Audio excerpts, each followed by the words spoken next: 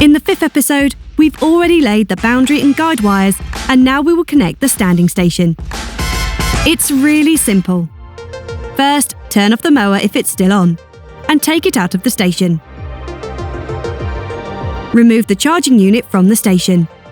To connect, hold the 50 cm of wire we left before as wiggle room, and hold it against the contacts with a loose loop, and cut off the excess. Then attach a clamp to each end and press them together tightly.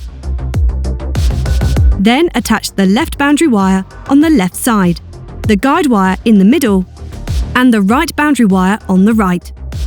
Push in the ends of the wires really well until you feel a real jolt, and press all of the clamps together really tightly, otherwise there won't be a connection. Now clip the charging unit back in and check whether the LED of the charging station is lit up green. If it is flashing, check the manual for advice.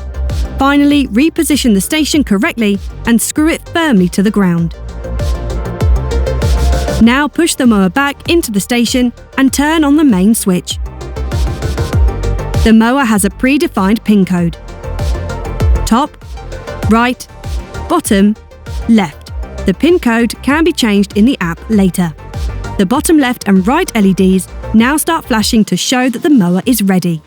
Now it is best to press the home button and confirm that the mower will stay in its little house while we work with the settings.